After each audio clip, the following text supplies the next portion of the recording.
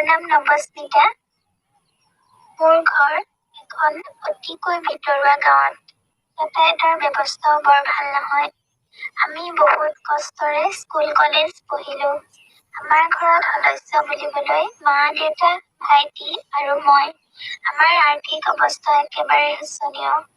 দেউতাই আনৰ ঘৰত হাজিৰা কৰি কোনোমতে ঘৰখন আৰু পৰিয়ালটো পোহপাল দি আছিল।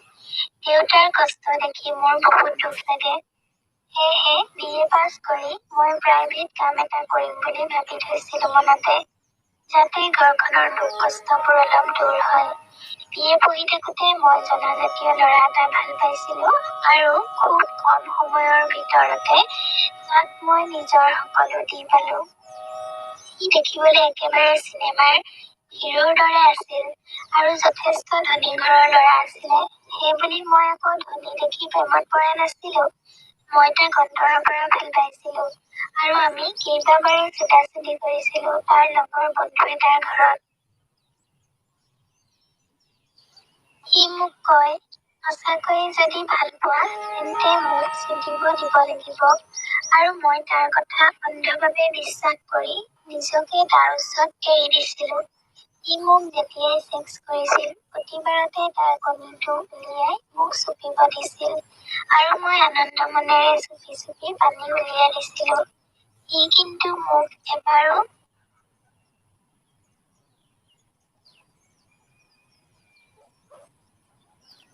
যোনীখন বেলেকা নাছিল। চিধাই কণীটো যোনীত ভৰাই উপৰ্য কৰি দয়া মমতা নোহোৱাকৈ চুদান দিছিল। যেতিয়া তাৰ শাৰীৰিক চাহিদা পূৰণ হ'ল, তাৰ পাছত মোৰ লগত ব্ৰেকআপ কৰি এৰি দিলে। মই তেতিয়া বহুত কান্দিছিলো আৰু এটা সিদ্ধান্ত লৈছিলো যে যিহেতু মোৰ চিল ফালিলেই, এতিয়া নিজৰ দেহা দি হ'লেও ঘৰখন উন্নতি কৰি এৰিম। ভবামতে কাম। মোৰ BA ফাইনেল ৰিজাল্ট দিলে। মই দ্বিতীয় বিভাগত উত্তীৰ্ণ হলো। এতিয়া মই মোৰ সপোন দিঠকত পৰিণত কৰাৰ সময়। এদিন বায়'ডাটাখন লৈ চহৰলৈ ওলাই গলো আৰু কেইবা ঠাইতো বায়'ডাটা দি আহিলো। এসপ্তাহৰ পিছত এখন নামী দামী ৰেস্তোৰাঁৰ মালিকে ফোন কৰিলে আৰু মোক ৰিচেপচনিষ্ট হিচাপে নিযুক্তি দিলে। পাছদিনাৰ পৰা মই জইন কৰিলো। মোৰ আকৰ্ষণীয় ফিগাৰ আৰু কথা বতৰাত তাত থকা সকলো মুগ্ধ হৈছিল আৰু ৰেস্তোৰাঁৰ মালিকে মোৰ খুব শলাগ লৈছিল। এনেদৰে দিনবোৰ পাৰ হৈ গৈ থাকিল। এবাৰ ডিচেম্বৰ মাহত আমাৰ ষ্টাফৰ সকলো পিকনিক যাবলৈ ওলাল। এদিনৰ কাৰণে মালিকৰ ভায়েকক দায়িত্ব দি আমিবোৰ পিকনিক যাবলৈ ওলালো। আমাৰ লগতে ৰেস্তোৰাঁৰ মালিকো যাম বুলি ওলালে। ইমান ধনী মানুহ আমাৰ লগত পিকনিক যাবলৈ লোৱাত অলপ সংকোচ বোধ কৰিছিলো। কিন্তু তেওঁ আমাৰ লগত খুব বন্ধুসুলভ ব্যৱহাৰ কৰাৰ বাবে আমিবোৰ একেবাৰে লগৰ দৰে হৈ পৰিলো। যথাসময়ত আমাৰ যাত্ৰা আৰম্ভ হ'ল আৰু আমি গৈ কাকচাং নামৰ ঠাইটুকুৰাত উপস্থিত হলোগৈ। তাত থকা জলপ্ৰপাতটোৰ সৌন্দৰ্য সঁচাকৈয়ে চাবলগীয়া। প্ৰকৃতিৰ মনোমোহা সৌন্দৰ্যৰ লগত সঁচাকৈয়ে একোৰে তুলনা হ'ব নোৱাৰে। মই অলপ সময়ৰ বাবে চকু মুদি নিজকে বিলীন কৰি দিলো। হঠাৎ পিছফালৰ পৰা আমাৰ এজন ষ্টাফে মাত লগালে, ঐ নৱস্মিতা, চাহ খোৱাহি। মই চাহকাপ খাই পাচলি কটাত অলপ সহায় কৰি দিলো। মোৰ লগত আমাৰ ৰেস্তোৰাঁৰ ৰান্ধনীজনো আছিল। তেওঁ বহুত বছৰৰ পৰা তাতেই ৰান্ধনী কৰি আছে। কথাৰ মাজতে মালিকৰ কথা ওলাল। তেওঁৰ হেনো প্ৰথমা পত্নীয়ে ডিভোৰ্চ দি গুচি গ'ল চৰিত্ৰহীন কাৰণে। মানে এতিয়া যিগৰাকী পত্নী আছে, দ্বিতীয় পত্নী, তাইৰ লগত বেয়া অৱস্থাত দেখি মালিকক এৰি গুচি গ'ল আৰু এতিয়াও হেনো বেলেগ ছোৱালীৰ লগত শাৰীৰিক সম্পৰ্ক কৰি ফুৰে। যিমান টকা ছোৱালীবোৰে বিচাৰে সিমানেই পইচা দিয়ে।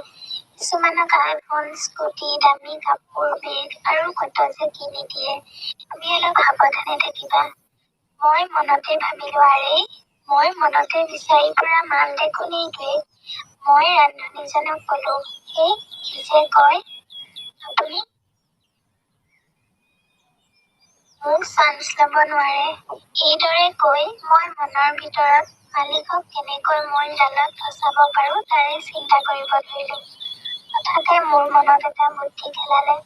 মই মালিকৰ ওচৰলৈ গৈ ক'লো, দাদা ইমান ধুনীয়া ন চাৰিওফালৰ পৰিৱেশটো? মালিকে ক'লে, বৰ ধুনীয়া। মই সঁচাকৈয়ে ইয়াত আহি মোৰ মনটো একেবাৰে হাত পৰি গৈছে। এনে লাগিছে যেন বহুত টকা পইচা থকাহেঁতেন এনেকুৱা পৰিৱেশত সঘনাই ফুৰিবলৈ আহিলোহেঁতেন। কিন্তু আমাৰনো আৰু ক'ত ভাগ্যই লগ দিব? এইবোৰ আপোনালোকৰ দৰে ধনী মানুহৰহে কাম। মালিক, হেই কিয় তেনেকৈ কৈছা? কেতিয়াবা মোৰ লগত ওলাবা। অৱশ্যে ময়ো প্ৰাকৃতিক সৌন্দৰ্য উপভোগ কৰি বৰ ভাল পাওঁ। মই আপোনাৰ লগত কেনেকৈ যাম বৌয়ে বেয়া পাব নহয়? মালিক, নাপায় বেয়া। পিছে ফটো চটো তুলিলা নাই? মই তুলিলো কিন্তু বৰ ভাল নাই উঠা। কেমেৰাৰ কোৱালিটিটো বৰ ভাল নহয়। কম দামী মোবাইল যে স্পষ্ট নহয় ফটোবোৰ। মালিক, হয়নি? চাওঁ ফটোবোৰ। মই এইটো চেগতে মোবাইলটো মালিকৰ হাতত দি অলপ আঁতৰি গলো কিবা চোৱাৰ চলেৰে। কিয়নো গেলেৰীত মোৰ বহুত ছেক্সি ফটো মাৰি থোৱা আছিলে। অলপ আঁতৰৰ পৰা লক্ষ্য কৰিলো তেওঁ মোৰ সকলো ফটো চাই গৈছে এফালৰ পৰা। মালিকে অলপ পাছতে মোক ইংগিত দি মাতিলে আৰু ক'লে, তোমাৰ ফটোবোৰ ইমান ধুনীয়া হৈছে। দেউতাক নোকোৱা কিয় মোবাইল এটা লাগে বুলি? মই, আমাৰ ঘৰৰ পৰিস্থিতি বৰ এটা ভাল নহয় দাদা। দেউতাই যিমান পাৰে সাধ্য অনুসৰি দিলে। এতিয়া আৰু নিজে কাম কৰি ল'ব লাগিব। মালিক, বয়ফ্ৰেণ্ড নাই নেকি তোমাৰ? মই, নাই দাদা। মালিকে ক'লে, মই কিনি দিম দামী মোবাইল। কিন্তু মোক তোমাৰ বয়ফ্ৰেণ্ড বুলি ভাবিব লাগিব। মই আচৰিত চাৱনিৰে, কি? বৌয়ে গম পালে মোক কামৰ পৰা বাহিৰ কৰি দিব।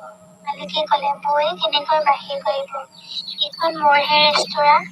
মইতো ভিতৰি ফূৰ্তিত ক'ব নোৱাৰা হৈ পৰিছিলো। কিন্তু মালিকক দেখাই দিয়া নাছিলো। এনেকৈয়ে গোপনে আমাৰ সম্পৰ্কটো আগবাঢ়ি গৈছিল। তেওঁ মোক হোটেলৰ কোঠাত নি লেংটা কৰি ভৰি দুখন মেলি মোৰ জুলিখন কুকুৰৰ দৰে চেলেকি থাকে। মই তেওঁৰ মুখতে কামোৰক এৰি দিওঁ। তাৰ পাছত 7 ইঞ্চি দীঘল লিংগটো উলিয়াই মোক হেঁপাহ পলুৱাই চুলে। প্ৰথমে এমাহমান চুলাচুলি কৰাৰ পাছত মোক আইফোন এটা দিছিল। তাৰ পাছৰ পৰা সদায় চুলিব ধৰিলে।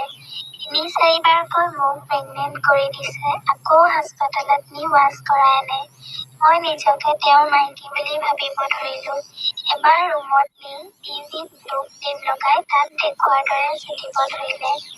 আমি উলংগ হৈ বহু সময় লিপ কিছ কৰি আছো। তাৰ পাছত তেওঁ মোক বিচনাত শুৱাই মোক বগী কৰি চুলিব ধৰিলে। মই, আউচ, লাহে লাহে প্লিজ, প্লিজ আৰু কৰক না। কৰি থাকক, বহুত ভাল লাগিছে। অ' গড। জোৰকৈ চুলক, ফুটা বহল কৰি দিয়ক। এইবাৰ আমাৰ ঘৰটো পকী কৰি দিব লাগিব। আপুনি যিমান মন যায় চুলক। মালিক, তুমি মোৰ মালটো ঠাণ্ডা কৰি ৰাখিবা। মই যি লাগে তাকে দিম। মই তাৰ পৰা তেওঁক যেতিয়াই মন যায় তেতিয়াই